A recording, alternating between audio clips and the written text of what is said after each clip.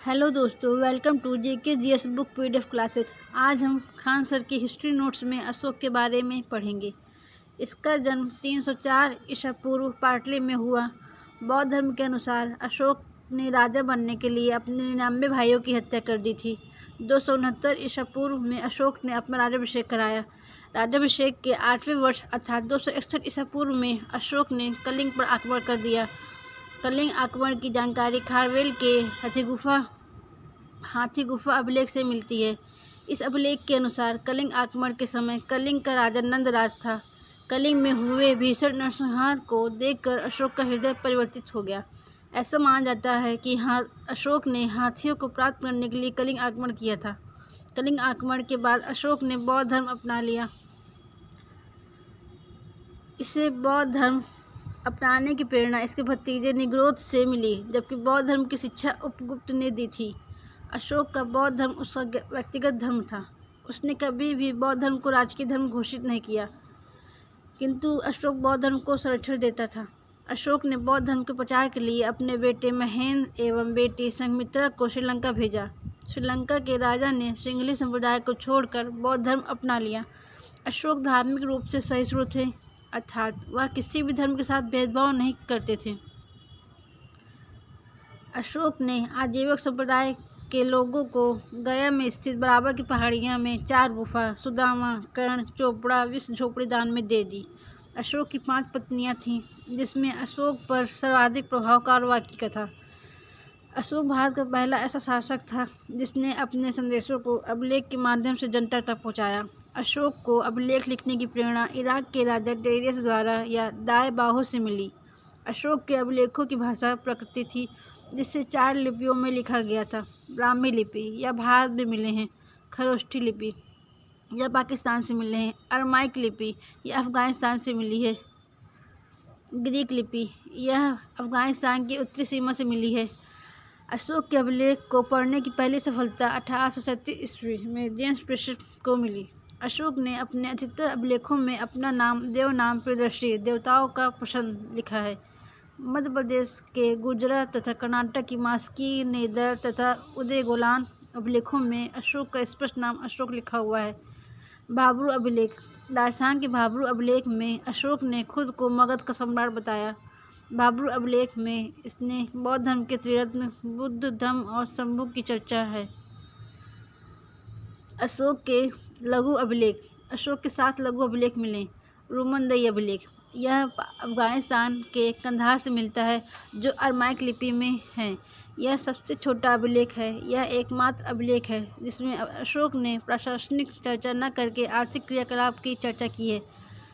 कौशाम्बिक अभिलेख यूपी में इसमें अशोक ने अपनी पत्नी कारुवाकी द्वारा दिए गए दान की चर्चा की है, अतः इसे रानी का अभिलेख कहते हैं। अकबर ने इसे इलाहाबाद स्थापित कर दिया। चोपड़ा अभिलेख हरियाणा में फिरोज शाह तुगलक ने इसे दिल्ली के तुगलकाबाद में स्थापित करा दिया। मेरठ अभिलेख यूपी में फिरोज शाह तुगलक ने इसे दिल्ली के तुगलकाबाद में स्थापित करा दिया। रामपुरवा अभिलेख यह बिहार के चंपारण में है। लौरिया नंदनगढ़ अभिलेख यह बिहार के चंपारण में है। लौरिया अरिराज यह बिहार के चंपारण में है। अशोक के चतुर्दश अभिलेख प्रथम शिलालेख इसमें अहिंसा पर बल दिया गया और पशु बलि पर रोक लगाया गया। द्वितीय शिलालेख इसमें पशु चिकित्सा की चर्चा है। साथ ही दक्षिण भारतीय राज्य जैसे चेर, पांड्य, श्रीलंका, केरल पुत्र, सती पुत्र की चर्चा है, किंतु चोल वंश की चर्चा नहीं है। तृतीय शिलालेख इसमें अशोक ने 3 अधिकार राजयुक्त, युक्तक तथा प्रदेशक का चर्चा किया है, जो धर्म के प्रचार के लिए थे। चतुर्थ शिलालेख इसमें भैरी घोष युद्ध के स्थान पर धम्म घोष बौद्ध की नीति की चर्चा है। 5वां शिलालेख इसमें धम्म महामात्र नामक अधिकारी की चर्चा है, जो धार्मिक जीवन की देखरेख करता है।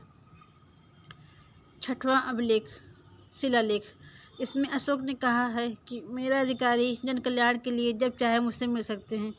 7वां शिलालेख इसमें अशोक ने विभिन्न धर्मों के आपसी समन्वय की बात कही है। यह सबसे बड़ा शिलालेख है।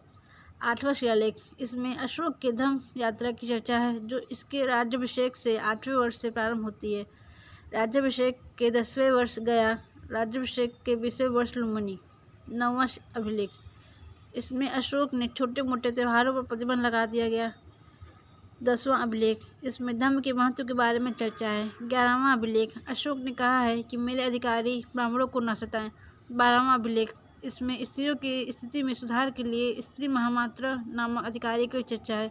13वां अभिलेख, इसमें कलिंग युद्ध की चर्चा है।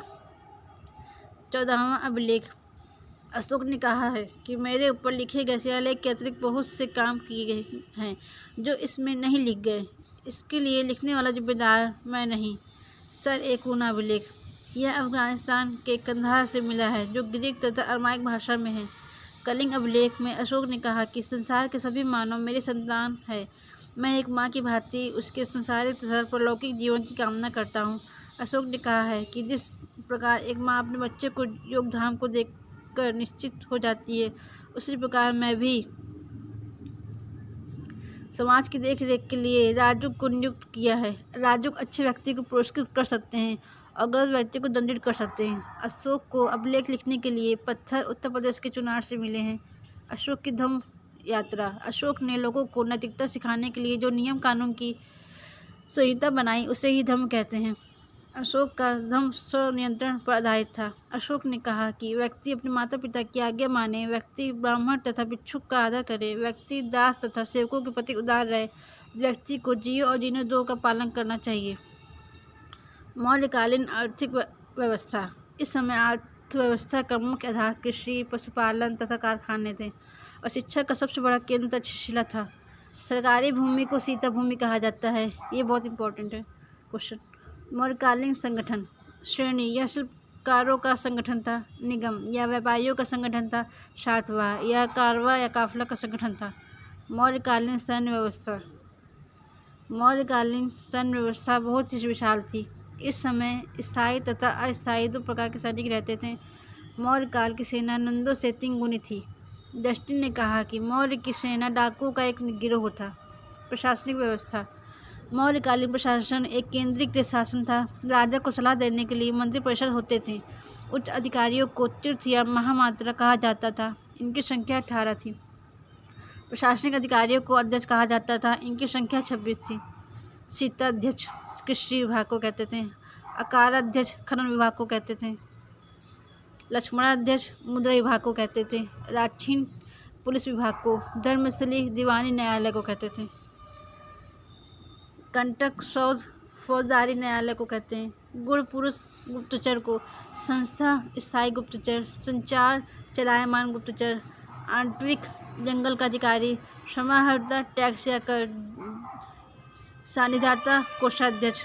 मौर्यकालीन वास्तुकला, मौर्य काल में लकड़ी के भवन हुआ करते थे जो वर्तमान पटना के कुम्हार से मिले हैं। मौर्य काल में पत्थर के कुशल कारीगर होते थे। अशोक ने मध्य प्रदेश में सांची का स्तूप बनवाया जो सबसे बड़ा स्तूप है। अशोक ने यूपी के सारनाथ में अशोक स्तंभ बनवाया जिस पर 4 पत्थर के शेरों को एक ही जगह रखा जो अहिंसा का सूचक है। यही भारत का राष्ट्रीय चिन्ह भी है। मौर्य काल में पत्थर की बनी सबसे महत्वपूर्ण कलाकृति पटना के दीदारगंज से मिला है। यह एक यक्षिणी की मूर्ति है। अशोक के अभिलेख विभिन्न क्षेत्रों से मिले हैं किंतु पाटलिपुत्र से एक भी अभिलेख नहीं मिला। सामाजिक जीवन अशोक का, अशोक ने बौद्ध धर्म को अपना लिया किंतु यह दूसरे धर्मों का भी आदर करते थे। हिंदू धर्म त्यागने के बाद भी अशोक ने अपने नाम में देवनाम प्रियदर्शी जोड़ा जो संस्कृत भाषा का है। अशोक ने 11वें शिलालेख में आदेश दिया है कि ब्राह्मणों को कोई नहीं सताए। अशोक ने आजीवन संप्रदाय के भक्तों को कहा कि 4 गुफा दे दिया। अशोक ने आजीवन संप्रदाय के भक्तों को गया की 4 गुफा दे दिया। अशोक ने पशु बलि पर पूर्णतः प्रतिबंध लगा दिया। यज्ञ तथा कर्मकांड पर रोक लगा दिया जिस कारण ब्राह्मणों की आय में बहुत कमी आई। प्रशासनिक ढांचा, मौर्य काल में सबसे बड़ा पद राजा का होता था। इसके नीचे युवराज होते थे। प्रांत का शासन प्रांतपति के पास था। विश्व जिला विश्वपति के नियंत्रण में रहता था। 10 गांवों का छोटा मालिक या गोप होता था जो सबसे प्रशासन की सबसे छोटी इकाई गांव हुआ करती थी जो ग्रामीण मुखिया के नियंत्रण में रहती थी। मौर्य काल में प्रांतों की संख्या 4 थी लेकिन अशोक के समय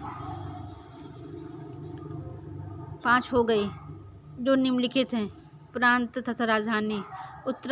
उत्तरापथ तक्षशिला जो पाकिस्तान में है। दक्षिणापथ स्वर्णगिरि जो महाराष्ट्र में है। अवंती उज्जैन जो मध्य प्रदेश में है। प्राची मध्य प्रदेश। पाटलिपुत्र। कलिंग तोसली। नोट: श्रीलंका के राजा अशोक के उपदेशों का पालन करते थे, किंतु श्रीलंका अशोक के अधीन नहीं था। 232 ईसा पूर्व पाटलिपुत्र में अशोक की मृत्यु हो गई। इसके बाद मगध की गद्दी पर अशोक का पुत्र कुणाल बैठा। अशोक का कोई भी उत्तराधिकारी योग्य नहीं था।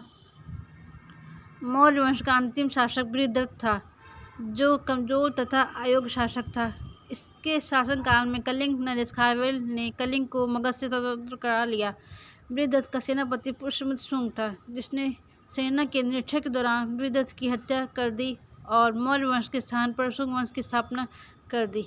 नेक्स्ट के पतन के कारण: अशोक का युद्ध नीति त्याग देना। अशोक का बौद्ध धर्म के प्रति अत्यधिक झुकाव होना। अशोक ने बौद्ध भिक्षुओं को इतना दान दिया कि आर्थिक संकट उत्पन्न हो गया।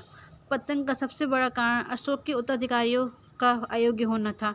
साथ ही विभिन्न अधिकारी भ्रष्टाचार में लिप्त हो गए। नोट: मौर्य काल में वर्ष की शुरुआत आषाढ़ या जुलाई महीने से होती है। Thank you for watching. Please subscribe my YouTube channel. इसके आगे क्लास हम कल करते हैं।